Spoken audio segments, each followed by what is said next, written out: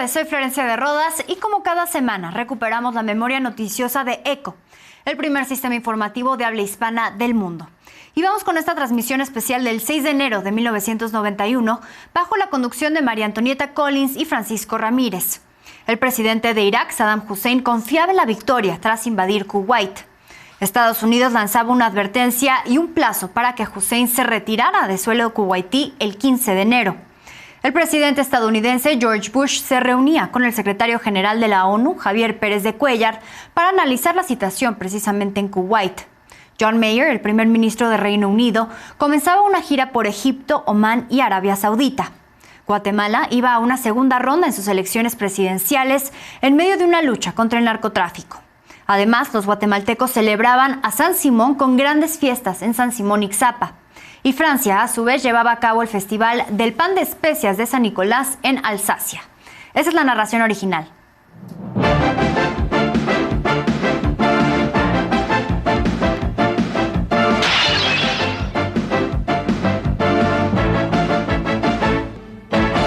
Ahora sí, vamos a las informaciones de último momento también. El presidente de Irak, Saddam Hussein, dijo a su ejército que la victoria es segura en la batalla para retener el conquistado Kuwait y liberar a Palestina. En un discurso televisado para conmemorar el Día del Ejército, Saddam Hussein dijo que las Fuerzas Armadas iraquíes poseen una fe inquebrantable en su misión y en su lucha.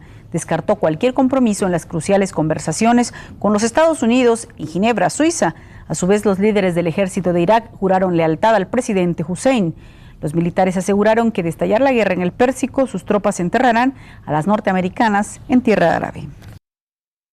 Este sábado, Irak rechazó el plazo del 15 de enero para retirarse de Kuwait. El ministro de Información, Latif Nassif Al-Hassem, puntualizó que la intimidación fue obra del presidente norteamericano George Bush. Al-Hassem dijo que la fecha fijada por Bush solo existe en su mente e imaginación. El funcionario iraquí negó reconocer el plazo fijado por el Consejo de Seguridad de las Naciones Unidas para el retiro iraquí del Emirato. El ministro también reiteró la posición de Bagdad respecto a su justificación de que Kuwait fue históricamente parte de Irak y ahora constituye su provincia número 19.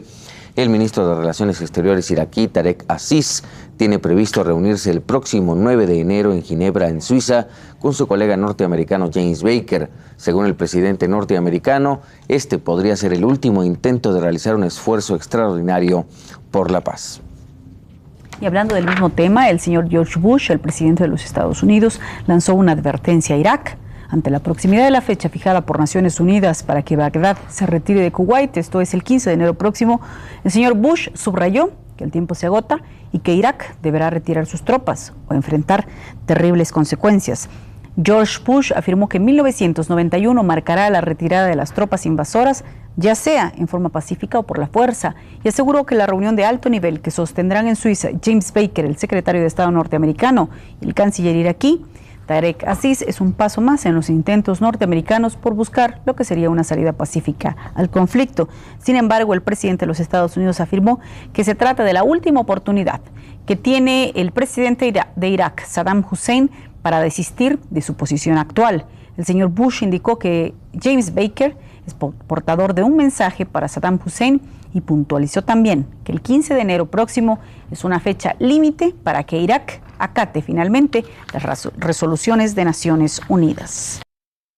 Y este sábado el presidente George Bush de los Estados Unidos se reunió con el secretario general de las Naciones Unidas, Javier Pérez de Cuéllar. El secretario de la ONU se mostró optimista sobre las posibilidades de mantener la paz en la región.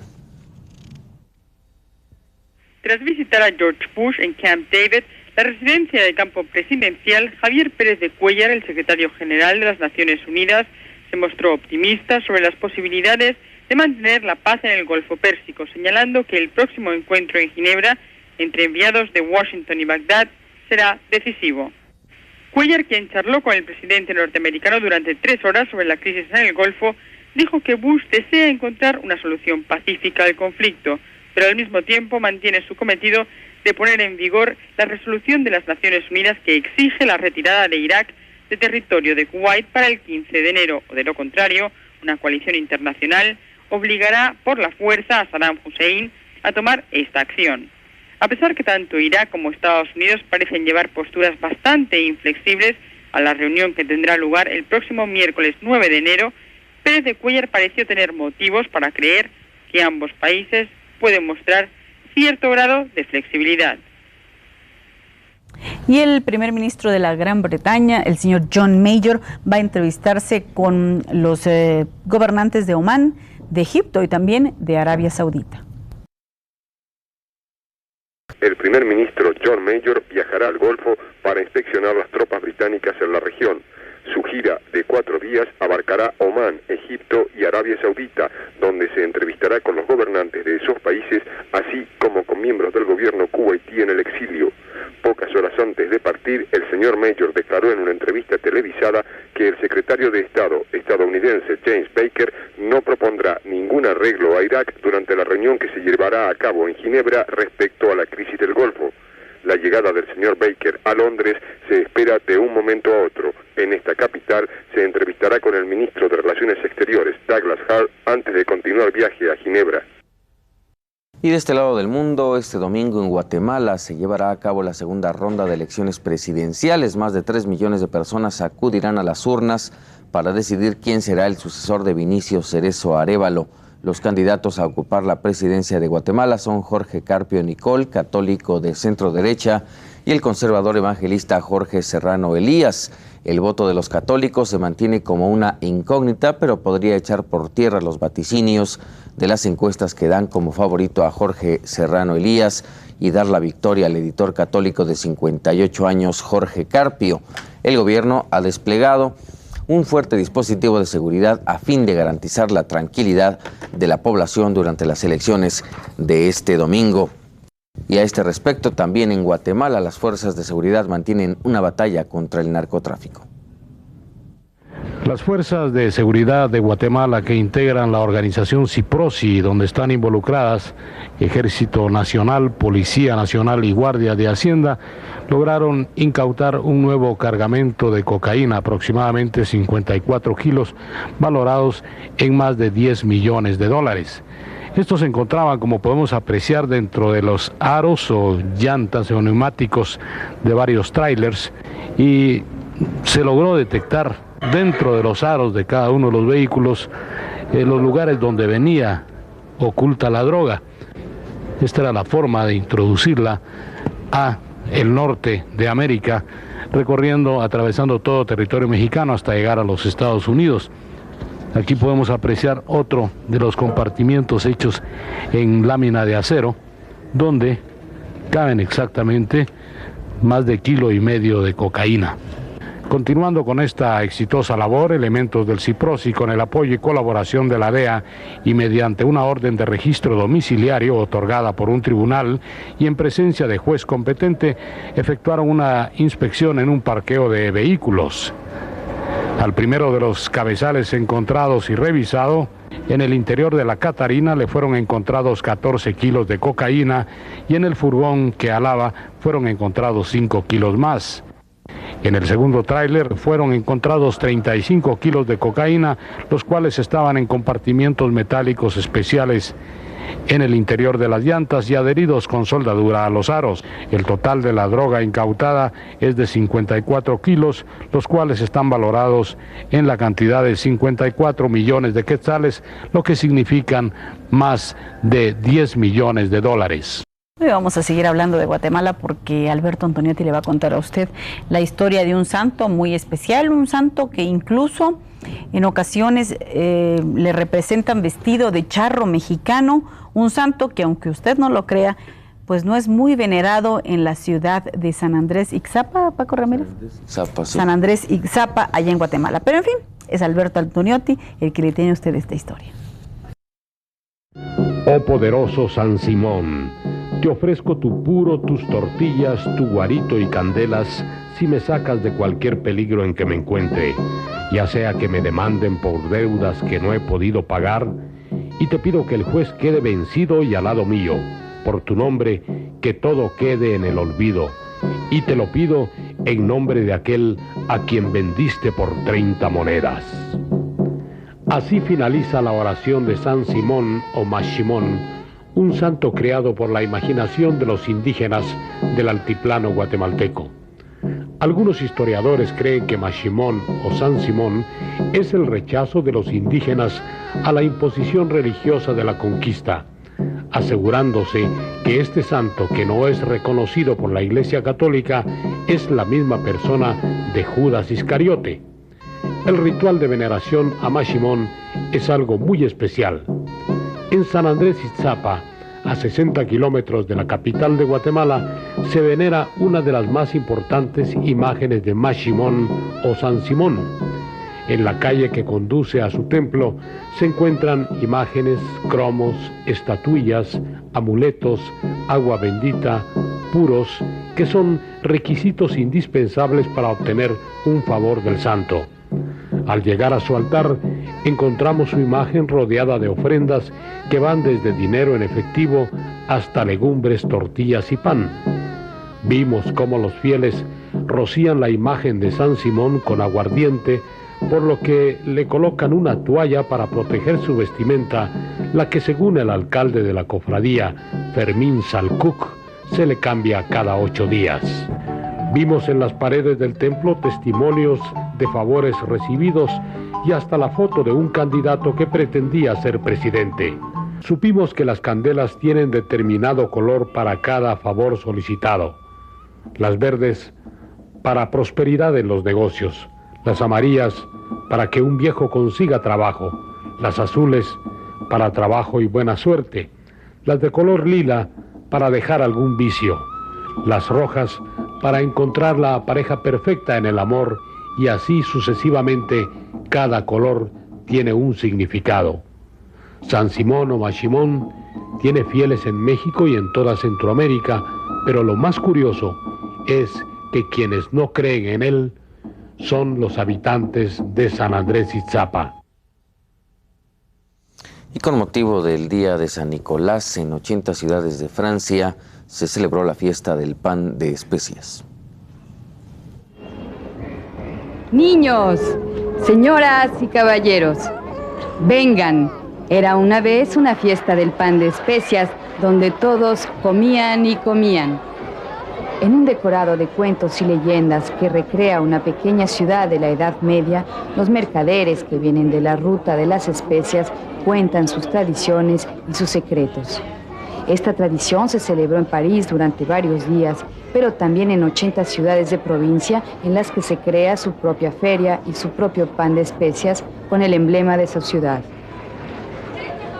La fiesta comienza en ocasión del Día de San Nicolás, patrón de los niños, y es por eso que es sobre todo una fiesta para niños. Este año vinieron los maestros panaderos de Hungría, Polonia, Bélgica, Alsacia y Borgoña. El pan tradicional de Alsacia está hecho con una pasta bastante suave y el pan de especias tradicional de San Nicolás tiene una pasta más dura, como bizcocho. Antes, en Alsacia se conmemoraban los grandes momentos de la vida, un matrimonio o un nacimiento, y la familia mandaba hacer un gran pan en forma de corazón y se le inscribía el nombre del niño o de los esposos y después se guardaba colgándolo en la pared. La historia del pan de especias aparece en la más remota antigüedad. Del Oriente pasó a Europa. Bajo el rey Luis V se preparaba con harina de centeno, miel, melaza, anís, canela y clavo. Está también ligada a las ferias porque era en ellas que se le vendía y hacía conocer, siguiendo sus rutas comerciales. Es por ello que hay un ambiente de feria con sus trovadores, saltimbanques y magos.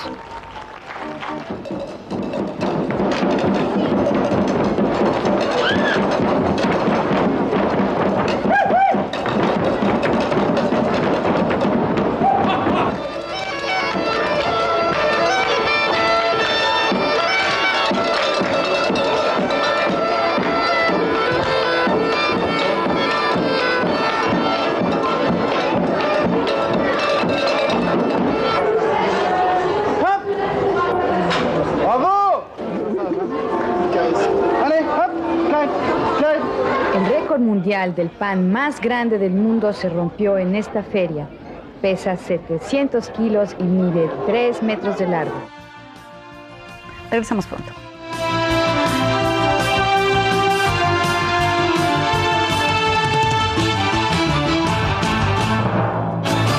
Este es el documento histórico de ECO.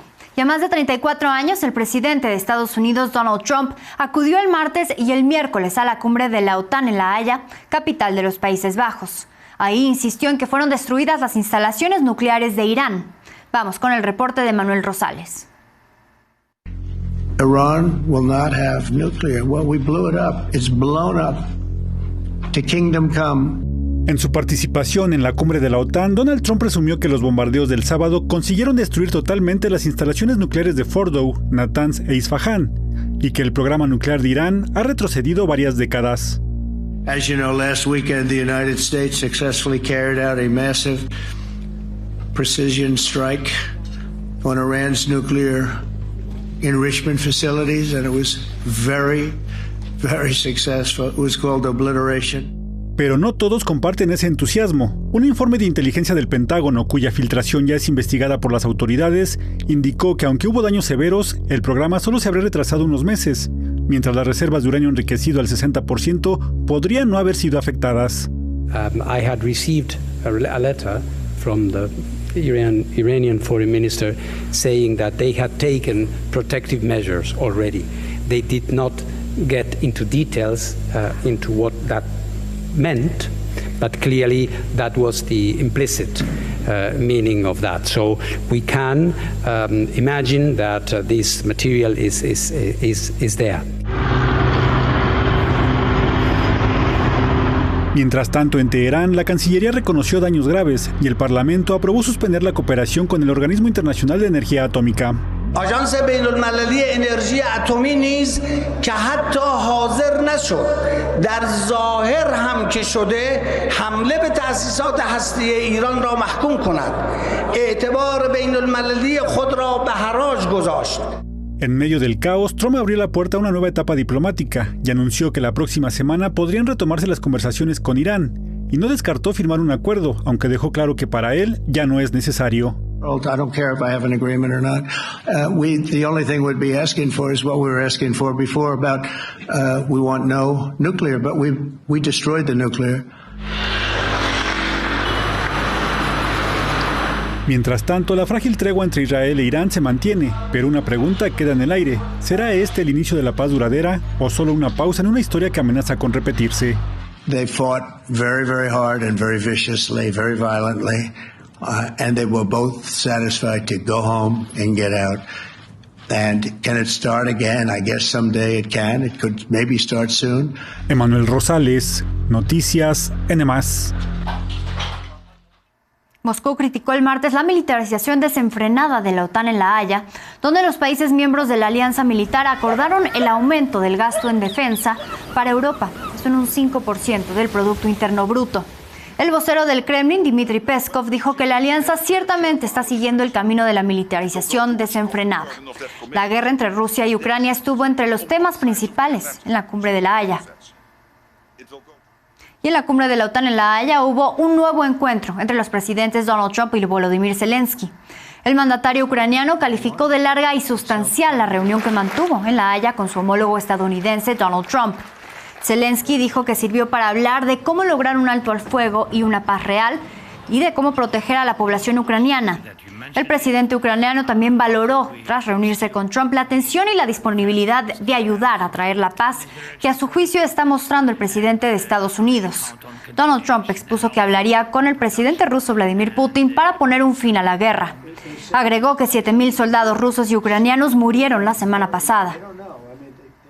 Vamos a hacer una pausa, pero al regresar, el presidente de Estados Unidos, Donald Trump, anunció el alto al fuego entre Israel e Irán.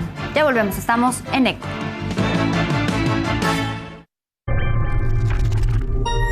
Estamos de regreso. Y después de 12 días llegó el alto al fuego entre Israel e Irán. Vamos con este resumen de la guerra de los 12 días.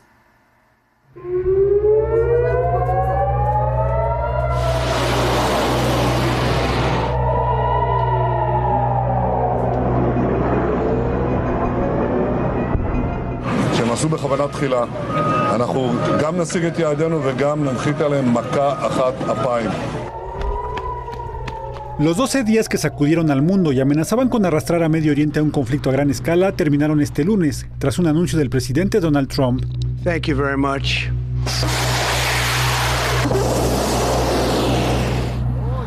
Durante 2 semanas, Israel atacó instalaciones militares, la televisión estatal iraní y las plantas nucleares de Fordow, Natanz e Isfahán. Las autoridades iraníes informaron que al menos 430 personas murieron en esos bombardeos.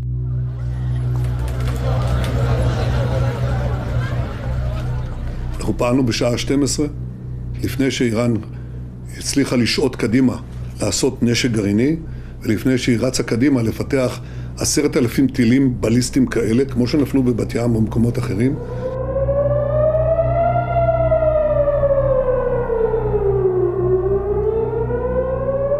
En respuesta, Irán lanzó solo el primer día del conflicto cerca de 200 misiles contra territorio israelí, y durante los siguientes días fue reduciendo la intensidad de sus ataques, que sin embargo desbordaron al sistema de defensa israelí y consiguieron impactar infraestructura civil, provocando la muerte de al menos 24 personas.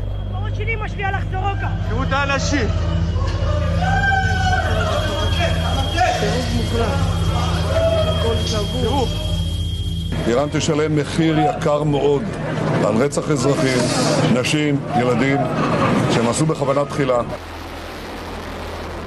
La escalada ocurrió justo después de que el Organismo Internacional de Energía Atómica aprobara por primera vez en 20 años una resolución contra Irán por su programa nuclear y denunció que el país contaba con 9.000 kilos de uranio enriquecido, incluyendo 400 kilos al 60%, peligrosamente cerca del umbral para fabricar una bomba atómica. They can't have a nuclear weapon. Very simple. They can't have a nuclear weapon. We're not going to allow that. En medio de la tensión, Donald Trump, que buscaba un nuevo acuerdo con Irán, ordenó la operación Martillo de Medianoche, en la que más de 125 aviones atacaron las 3 instalaciones nucleares clave y en la que se utilizaron por primera vez en combate las bombas antibúnker GBU-57. A short time ago, the U.S. military carried out massive precision strikes on the 3 key nuclear facilities in the Iranian regime, Fordow, Natanz, and Esfahan. Este lunes, Irán respondió con un ataque simbólico con 8 misiles contra la base Al-Udeid en Qatar, la más grande de Estados Unidos en Medio Oriente, donde no hubo daños ni víctimas. Por ahora, la guerra parece haber terminado, pero la tensión en la región continúa. Emanuel Rosales, Noticias N+. Europa saludó el anuncio de un alto al fuego entre Irán e Israel realizado por el presidente estadounidense Donald Trump. La presidenta de la Comisión Europea, Ursula von der Leyen, consideró que las negociaciones son la única vía viable. Von der Leyen estimó en redes sociales que el anuncio es un paso importante hacia el restablecimiento de la estabilidad en una región en tensión. Esta debe ser nuestra prioridad colectiva. Y el líder supremo de Irán, el ayatolá Ali Jamenei, amenazó el jueves con bombardear más bases de Estados Unidos en Oriente Medio si Irán vuelve a ser atacado por Washington. Mediante un video difundido por la televisión oficial, Jamenei afirmó que la República Islámica tiene acceso a importantes bases estadounidenses en la región y puede actuar contra ellas cuando lo considere necesario. Agregó que el bombardeo puede volver a ocurrir en el futuro si se produce un ataque. El costo para el enemigo y el agresor será sin duda elevado. Y vamos ahora a Gaza. Fuerzas israelíes dispararon a gazatíes que esperaban ayuda y causaron al menos 25 muertos el martes.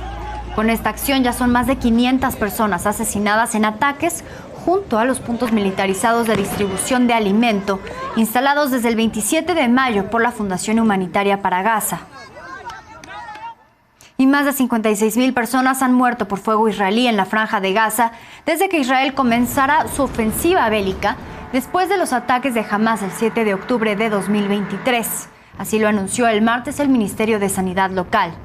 En su informe sobre los fallecidos registrados en hospitales, el Ministerio del Gobierno de Hamas agregó 79 nuevos fallecidos, lo que elevó a 56,700 las víctimas mortales y a 131,848 los heridos.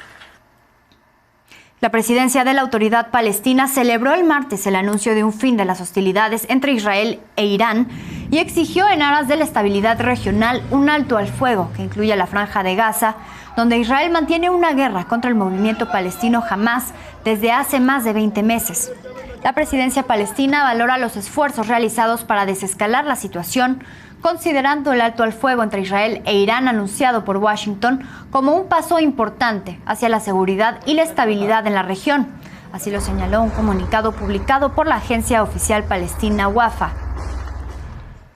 Y vamos ahora a Asia, y es que en Tailandia hay crisis y tensión después del cierre de su frontera con Camboya. El reporte es de Uriel Arellano. Así, afuera de un cruce fronterizo en Tailandia, quedaron varadas cientos de personas luego de que el gobierno tailandés decidió cerrar sus fronteras con Camboya.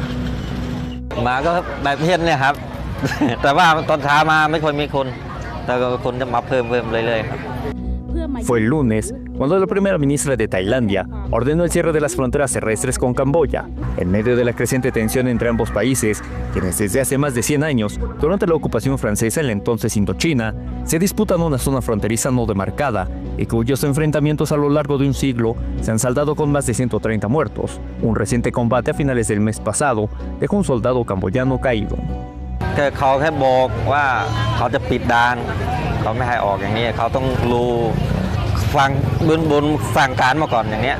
Sin embargo, trabajadores, comerciantes e incluso turistas, quienes se encontraron con los cruces cerrados, denunciaron la falta de información y avisos por parte del gobierno tailandés, quien a última hora del martes anunció la excepción del bloqueo fronterizo a estudiantes y en casos de razones humanitarias.